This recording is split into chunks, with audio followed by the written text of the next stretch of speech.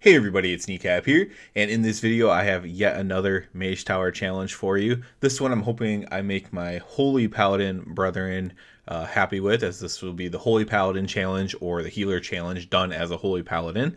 Again, normally a ret player, so hopefully make the other specs here proud here.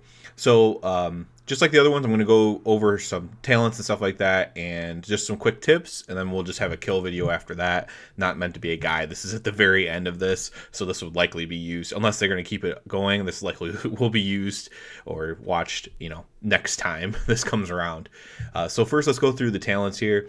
In the first row, I went with Light's Hammer all the through. Now, some people say to switch talents. I ended up not doing that. I did it a couple of attempts. I ended up not doing that and just did these talents the whole way through. Light's Hammer, it's extra damage. It is a little bit extra healing as well. Saved by the Light, I played around in this row a lot, but Saved by the Light is just probably the best because it's just going to save your life and stop your run from being ended. Blinding Light, I mean, I could argue any of these in this row, honestly. I used Blinding Light just because I watched a video guide on how to do this, and they used Blinding Light, so I did it as well. Unbreakable Spirit, I would definitely pick that. Divine Purpose, the least skill-based one, and I'm not the highest skilled Holy Paladin in the world, so I want Divine Purpose here. You could make arguments for other ones. If you're a really good healer, you could go with Seraphim, and if you just need if you just want extra power cooldown, you can use Holy Avenger strategically. I want the Avenged Crusader here. Awakening is like the best talent everyone knows in this row overall, but Avenged Crusader really worked for me here, and a lot of people switch to Awakening with a tome. You're gonna drop combat a lot during this challenge, and you can use a tome to switch your talents. And a lot of people will say to switch to Awakening here. The one time I didn't is actually when I killed it, and I went with Avenging Crusade, and this actually worked out really well towards the end of the last part of the fight. Everyone on my whole party was pretty low health. I was pretty low health. I actually just used Avenging Crusader, and just went ham on the boss into some fire. Also gave myself some more room by doing that as well. Was able to heal up my party by just doing damage as well. So that was really nice. And then you should definitely use Beacon of Faith here as well for this talent. So there are some choices. These are what I used the whole way without even switching. So if you want a general set of talents that you're not going to be using a tome to switch anything, I would probably go with these because they worked well for me. Gear wise, I'm just mostly wearing my Shadowlands gear with a little bit of caveats. I bought a PvP weapon, so like a low eye level PvP weapon. I got Celestial Guidance on that. Everything's enchanted and stuff like that. I didn't have healing trinkets because haven't really healed in this expansion. I have actually another Paladin that I sometimes heal on, but on this character I don't really heal much.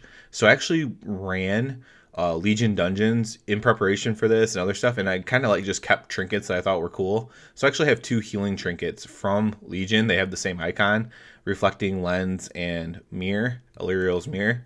They're not necessarily the best trinkets, but at least I have healing trinkets. So if you're like me and don't have healing trinkets, go ahead and use them.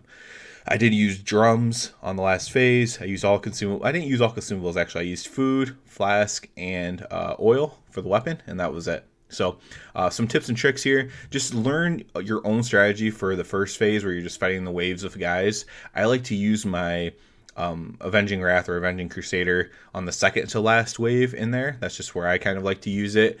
Blinding Light, the double knife dance. You're going to Fear and then Judgment. The next double set of knife dance that they do. The knife dancers are going to be your biggest enemy. Obviously, never let the Mana Sting hit you. Always make sure that it's someone on your team and not you. Although, I think even in this video, I did get hit by it, and it was fine because it was towards the end of the fight, so it didn't matter too much. And I was able to kind of power through that. It's not said very well in the guides that I read and stuff and watched. When you go into that first room with all the eyes, these things do a ton of damage to you. So if you do what I do in the video, it'll work well. You can go to there's 2 that are really close together. You want to kill both of those while your bubble is still active so you don't take the damage from them. And then you'll be healed up, and you'll just be killing one at a time as fast as you can, and then healing yourself up after each explosion. Another tip and trick for that final room of that gauntlet, you're going to kind of do the same thing. You can actually kill the big guy first. You kind of see me doing that in the video. I do end up switching over and killing some of the eyes as well. Again, your bubble can be very useful here if you just want to power down a couple eyes when your Avenged Crusader comes up. When you're in that hallway room on the stairs and you have the Mana Sting enemy, you're supposed to... So this is not... Again, it's not natural. It's not like something you should know inherently, but you need to heal up the 3 guys on the sides there. If you don't, they're going to kill you, basically. You need to heal those up, and you need to dispel the guy running around in fear right away. You'll see that happen in the video as well. It's very important. It's not really specified in some of the guides that I read, and I failed on it a couple times just because I didn't know what to do there. So you're going to dispel the fear, heal up the 3 allies, and then just go ahead and kill the guy. And you can use those allies to soak the mana stings as well.